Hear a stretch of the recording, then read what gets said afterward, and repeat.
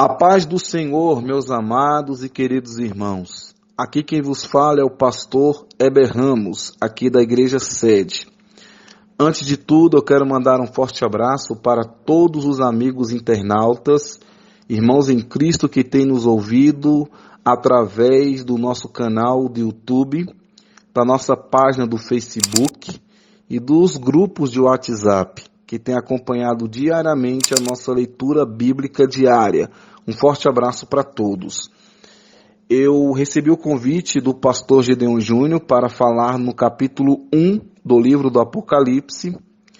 E alguns anos atrás, o pastor Gedeon Dias Ramos, o nosso querido e saudoso pastor presidente, me fez o convite para estar pastoreando a nossa igreja do Jardim do Ingá. Aceitei o convite juntamente com a minha esposa. Eu estive ali durante 7 anos na frente desta igreja. No 3º ano de pastorado, eu iniciei ali o curso, o estudo do livro do Apocalipse. Era todas as quartas-feiras esses estudos. E eu também quero mandar um abraço para o pastor Ademário, que hoje é o nosso pastor ali, ao pastor Flávio José, e os irmãos aí do Jardim do Ingá que têm nos acompanhado aqui na leitura bíblica diária. E quando eu estive lá ministrando esses estudos, eu gravei todos eles. E quando o pastor Gedeon Júnior me fez o convite, eu pedi a autorização para utilizar o mesmo estudo. Então eu não gravei aqui o áudio para os irmãos, tendo em vista que eu já tenho um estudo já gravado. Então eu apenas fiz uma edição, porque o tempo aqui na leitura bíblica diária é até 25 minutos. Então eu fiz uma edição e durante 4 dias nós vamos ouvir sobre o capítulo 1 do livro do Apocalipse. Então os irmãos ficaram comigo durante 4 dias, segunda, terça, quarta e quinta. E nós vamos ouvir o estudo que foi ministrado lá no Jardim do Ingá. Amém? Então que Deus abençoe a todos, um forte abraço. E só lembrando que durante todo esse período, que são os próximos 2 meses, fevereiro e março, a pedido do pastor Gedeon Júnior, nós vamos colocar figuras, imagens no decorrer dos comentários. Então, sempre olhando para o seu smartphone, para o seu tablet, você que já está aí habituado a ouvir os estudos pelo computador, você já tem aí a tela na sua frente, então você sempre olhando, porque vamos colocar imagens no decorrer de todos os estudos. Amém? Então, agora o capítulo 1 do livro do Apocalipse. Que Deus nos abençoe em nome de Jesus. Amém. Irmãos, quando você for lembrar de Apocalipse, lembre sempre que é uma revelação. Veio na mente Apocalipse, lembra de cara que é uma revelação. Que é o Apocalipse e que aparece 18 vezes no Novo Testamento, 13 deles nas epístolas de Paulo. E Deus revelou suas mensagens ao seu povo. Só que no caso aqui, do livro do Apocalipse, ele apresenta um descobrindo, revelando, mostrando todas as coisas. Em toda a Bíblia, você vai encontrar Deus revelando o propósito dele para o seu povo. Deus revelando a salvação, Deus mostrando o propósito dele para salvar o povo. O grande propósito na Bíblia, o tema central da Bíblia é Deus revelando o propósito do seu plano de salvação para o homem. O livro do Apocalipse ele pode ser resumido assim: a revelação de Deus a Jesus Cristo. Deus deu a revelação a Jesus Cristo. E quando Jesus Cristo revela, ele revela algo que é próprio dele. Ele revela exatamente todo o propósito e o plano dele próprio. Olha só, quando Jesus Cristo dá a revelação que ele recebeu, naquele momento se torna a própria revelação dele. Cristo é o revelador. E ao revelar, ele está falando dele próprio, do sujeito, do individual. Está falando dele e revelando no sentido prático, direto e positivo. Agora, uma coisa interessante, que quando nós abrimos o livro do Apocalipse, logo de cara, nós vemos assim, revelação de Deus a Jesus Cristo. Deus deu autorização para Jesus revelar o propósito, o final de todos os tempos. Então Deus simplesmente deu a revelação, para que ele agora tivesse a autorização de mostrar para o anjo, para revelar a João. Olha só, acompanhe na sua Bíblia. Versículo 1, revelação de Jesus Cristo, a qual Deus lhe deu para mostrar aos seus servos as coisas que brevemente devem acontecer. Uma coisa interessante, nós podemos observar nesse versículo, olha todos aqui para mim, que Jesus é subordinado a Deus, e que dando implicitamente para Jesus a revelação, ele designa a tarefa a Jesus. E Jesus então revela ao anjo, e o anjo então revela a João. Quando Deus deu a revelação para Jesus, ele fala assim, para mostrar. A revelação foi para mostrar. E nesse sentido, nessa palavra português, pictórica, é relativa à pintura. Então o próprio livro é um testemunho, porque a exibição vai mostrar o quê? Repete comigo: sinais, símbolos, nomes, números, cores e criaturas. Todo texto, todo livro do Apocalipse vai ser nesse sentido, nessa forma de pinturas, de números, de nomes, de símbolos, de criaturas e de cores. E o verbo mostrar é o quê? É uma sugestão ao leitor como o livro deveria ser lido e deve ser entendido. Quando você lê o livro do Apocalipse, tenta visualizar o que João está vendo. Tenta visualizar o que João está dizendo aqui na revelação que ele recebeu do anjo. Você vai ver vários sinais, vários símbolos, e nós vamos entrar em cada um deles no nome de Jesus.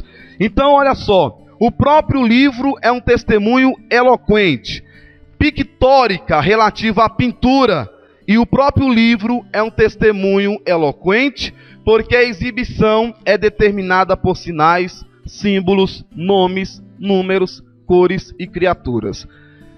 Fala também de servo.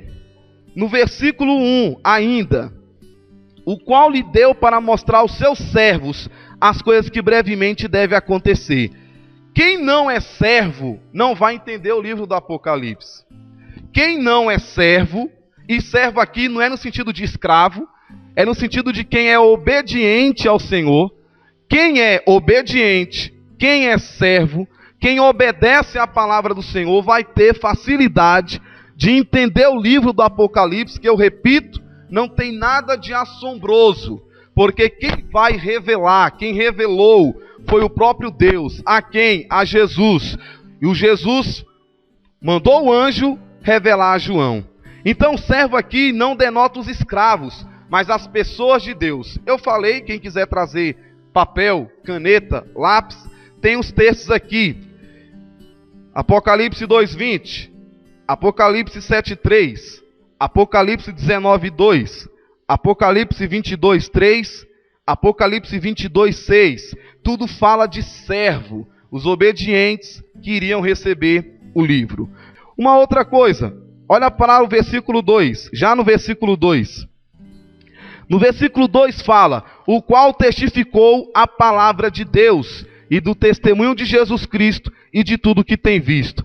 Palavra de Deus aqui não significa a pessoa de Jesus Cristo, como está lá em Apocalipse 19:13 e João 1:1. A palavra se tornou carne entre nós, palavra viva, o verbo se fez carne.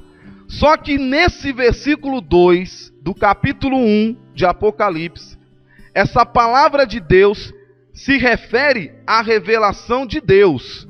Não está falando a pessoa de Jesus Cristo, mas a revelação de Deus. Deus entregou a Jesus a revelação de Deus. O Apocalipse não se origina com João, mas com Deus que revela a palavra dele aos leitores por João. Agora abra sua Bíblia em Apocalipse 1, versículo 9. Por causa da palavra de Deus, aqui está falando da revelação de Deus e do testemunho de Jesus. E o testemunho de Jesus Cristo é a conclusão desta cláusula, que aparece repetidamente ao longo do livro. Eu não vou ler todos os versículos. Apocalipse 1:9, Apocalipse 6:9, Apocalipse 12:17 e Apocalipse 20, versículo 4. Olha para o versículo 4 da sua Bíblia. Apocalipse, capítulo 1, versículo 4. Quem achou, diga amém.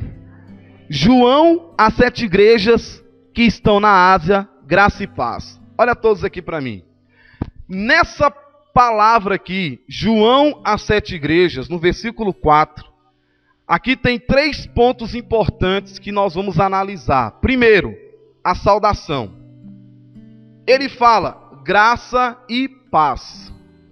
Dentro dessa saudação, ele está se referindo a 2 grupos diferentes: graça e paz. Nesta saudação, graça e paz, ele está se referindo, o anjo, quando revela a João, ele está se referindo a 2 grupos diferentes. Primeiro grupo que ele está se referindo é exatamente aos gentios, ou povo chamado grego. Agora, uma coisa que eu quero afirmar aqui, ele fala a 7 igrejas. Por que 7 igrejas, se havia várias outras naquele tempo? Porque essas 7 igrejas, ela fala de toda a história da igreja, do início, todos os séculos, desde o início até o final, ela fala de toda a história da igreja. E essas 7 igrejas, repete comigo: Éfeso, Esmirna, Pérgamo, Tiatira, Sardes, Filadélfia e Laodiceia. Essas 7 igrejas, ela fala de toda a história da igreja. Uma coisa importante aqui, quando João fala que a igreja que estava na Ásia não é o continente asiático atualmente, mas essa Ásia aqui, ela ficava numa província romana, na grande cidade chamada Éfeso, que hoje, atualmente, é a Turquia. Então, quando o anjo falou para João, pegando lá de Éfeso até Laodiceia, fala de toda a história da igreja. E na saudação, graça e paz, ele está se referindo a 2 grupos diferentes. Primeiro, ele está se referindo ao povo gentil. Olha só, ao povo gentil pelo seguinte fato: ele diz graça para os crentes gentios, incluindo também os gregos, porque de acordo com a linguagem do Novo Testamento, todo povo que não é judeu era gentil. Gentil é um nome que designava todas as nações afora judaica. Não está no grupo dos judeus, era considerado disperso, fora, e havia uma grande rivalidade. Aí Cristo colocou o seguinte: não há distinção entre judeus e não há distinção entre gregos. Tem uns textos, Isaías 49:6, Romanos 2, versículo 14 e Romanos 3, 29. Então o anjo, sabendo que o povo estava dividido nesses 2 grupos, que representava toda a população mundial da terra, judeus e gregos, então ele dá essa saudação, porque com certeza iria saudar os gregos, os crentes gentios. Agora, quando ele fala paz, está se referindo aos judeus. O povo israelita não tem lá bom dia, boa tarde, boa noite, tudo bem, como vai, olá. No meio dos israelitas só tem uma saudação: Shalom. Shalom, que significa o que, igreja? Paz. Então, quando ele fala graça aos gentios, paz aos judeus, porque estava saudando também os judeus, que é Shalom. Os israelitas não acreditam que Jesus é o Messias. Eles respeitam Jesus, têm Jesus como um grande profeta, vê que Jesus foi um grande homem que realizou milagres, sinais, prodígios, mas que não é o Messias, e eles aguardam a vinda do Messias. Então, quando se fala Shalom, não está necessariamente falando paz em Cristo, paz de Cristo. Está apenas saudando Shalom, como é o costume, mas eles ainda aguardam a vinda do Messias. Então, Shalom em hebraico é paz, sem nenhuma outra conotação que não seja esta. O autor sagrado continua: da parte daquele que é, que era e que há de vir. Está falando de quê, igreja? Da eternidade de Deus. Quem sabe qual foi o dia do nascimento de Deus? Levante a mão para que eu possa ver. Não tem. Deus não tem nascimento. Ele apareceu, sempre existiu, não teve começo e não terá fim. Abra sua Bíblia em 1 Timóteo 6,16. Então ele nunca nasceu, nunca vai morrer, porque ele é o que, igreja? Eterno. Ele falou para Moisés o que? Lá em Êxodo capítulo 3,14. Eu sou o que sou. Eu sou o que sou. Deus, acima de todas as coisas. Então quando o anjo fala, o autor fala, da parte daquele que é, que era e que há de vir, está falando da eternidade de Deus. Repete comigo: o tempo não pode desgastar a eternidade de Deus. E João continua na sua narrativa, ele fala: e dá 7 espíritos, e dá dos 7 espíritos. Acompanhe na Bíblia aí. João, as 7 igrejas que estão na asa, graça e paz seja convosco, da parte daquele que é, que há e que há de vir. Olha só o finalzinho: e dar dos 7 espíritos que estão diante do seu trono. Esses 7 espíritos aqui, ela é repetida em Apocalipse 3:1 e Apocalipse 4:5. Ela está associada aos 7 olhos do Senhor que discorre por toda a terra. Onde é que está o texto? Zacarias 4:10. Existe alguma condição de alguém esconder alguma coisa de Deus? O que a Bíblia diz, irmãos? Os olhos do Senhor estão toda a terra. Não tem como ninguém esconder nada do Senhor. Pode esconder do pastor, pode esconder do pai, pode esconder da mãe, pode esconder da igreja, pode esconder da sociedade, pode esconder do vizinho, mas de Deus ninguém consegue esconder nada. Agora o seguinte aqui, irmãos. Essa expressão septiforme significa 7 operações do Espírito. Quais são elas? O Espírito do Senhor, o Espírito de sabedoria, o de inteligência, o Espírito de conselho, o de fortaleza, o Espírito de conhecimento e o de temor do Senhor. Estamos falando de quem, igreja? Do Espírito Santo. 7 formas, 7 multiformas de ação. Abra sua Bíblia em Apocalipse 5:6. E olhei, e eis que estava no meio do trono dos 4 animais viventes, e entre os anciões um cordeiro, como havendo sido morto, e tinha 7 pontas e 7 olhos, que são 7 Espíritos de Deus, enviados toda a terra. São esses 7 que eu acabei de falar nessa noite. Podemos observar no presente texto a multiforme operação do Espírito Santo, pois os 7 Espíritos de Deus são as diferentes operações do Espírito Santo nessa perfeição que necessariamente lhes pertence. Pertence ao Espírito Santo. O Novo Testamento fala em outras passagens da pluralidade de funções do Espírito Santo. Então, no Novo Testamento, você vai encontrar textos que fala da pluralidade das funções do Espírito Santo. 1 Coríntios 12:11 e Hebreus 2:4. Esses textos, 1 Coríntios 12:11 e Hebreus 2:4, fala da pluralidade das funções do Espírito Santo. Em resumo, esta saudação evidencia a manifestação de Deus, de Jesus e do Espírito Santo. Olha para o versículo 4. Apocalipse 1, versículo 4. No nome de Jesus. João, as 7 igrejas que estão na Ásia, graça e paz seja convosco, da parte que é, que era e que há de vir. Está falando de quem, igreja? Está falando de Deus.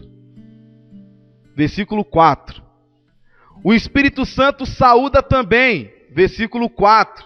Já o versículo 5, ele já fala de Jesus. Então o versículo 4 está falando de Deus. De Jesus, já está falando no versículo 5. Olha no versículo 5. E da parte de Jesus Cristo, que é o quê? A fiel testemunha, o primogênito dos mortos e o príncipe dos reis da terra, aquele que nos ama, em seu sangue nos lavou dos nossos pecados.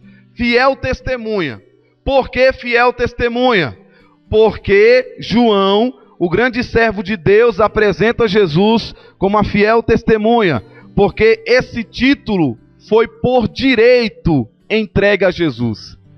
Esse título foi por direito entregue a ele. Então significa o que a fiel testemunha? João 14,6 fala assim, ó: eu sou o caminho, eu sou a verdade, eu sou a vida. Então eu sou o caminho, eu sou a verdade. Está testemunhando de uma coisa que ele viu. Então, irmãos, interessante observar o seguinte. Nessa frase, descreve o relacionamento de Cristo com Deus enquanto Jesus esteve na terra. Jesus esteve na terra, sim ou não? Ele mostrou um relacionamento com Deus real, sincero. Um elo muito forte ligado com o Pai. Ele chega a dizer o seguinte: eu e o Pai somos um. Eu e o Pai somos um. Então eu penso como Pai, eu ando como Pai, eu me comporto como Pai, porque eu e o Pai somos um. Então significa dizer o seguinte: como fiel profeta, ele jamais falhou em declarar todo o conselho de Deus. Ao estar na terra, Jesus declarou todo o conselho de Deus porque ele estava diretamente ligado ao Pai. A palavra testemunho significa alguém que vê, sabe e então fala. E é uma palavra característica de João. Sabe quantas vezes ele usou esta palavra? Em seus escritos, 70 vezes. Ainda no versículo 5, você tem a seguinte expressão: primogênito dos mortos. Aqui está direcionado à ressurreição de Cristo. Abra sua Bíblia em Lucas 24, 44 ao 46. O primogênito dos mortos. Tem 2 elementos aqui nesse versículo. Primeiro, ela revela o cumprimento à risca das palavras dos profetas e do próprio Jesus, que predisseram com antecedência de séculos, no primeiro caso e de alguns meses no segundo, o episódio, e até com minúcias em vários de seus elementos importantes. Então, qual o cumprimento? Que Cristo iria o quê? Ressuscitar ao 3º dia. Se cumpriu essa profecia? Cristo ressuscitou ao 3º dia? Quando Maria Madalena foi ungir e embalsamar o corpo de Jesus, Jesus estava morto no túmulo? Não. Então se cumpriu, ele ressuscitou. Anote por favor aí, Salmo 16:10 e Atos 13:34, que fala sobre essa primeira verdade. A veracidade das Escrituras foi justificada, pois dependia do fato dessa ressurreição. Então dependia desse fato. Em Lucas 24, 44 a 46, mostrou que de fato Jesus Cristo ressuscitou. Segundo elemento fundamental desse versículo, primogênito dos mortos. Ela dá a certeza e assegura o testemunho apostólico, a certeza do juízo final, o fundamento da esperança do justo, agora no presente, no futuro e por toda a eternidade. Foi e é o fortalecimento da pregação evangélica em qualquer época, tempo ou lugar. Abra sua Bíblia em 1 Coríntios 15:14. Se não fosse pela ressurreição de Cristo, seria em vão a nossa pregação. Seria em vão a nossa vinda à igreja, seria em vão o nosso testemunho se Cristo não tivesse ressuscitado. Eu pergunto, é vã a nossa pregação? Por quê? Porque Cristo ressuscitou. Versículo 6.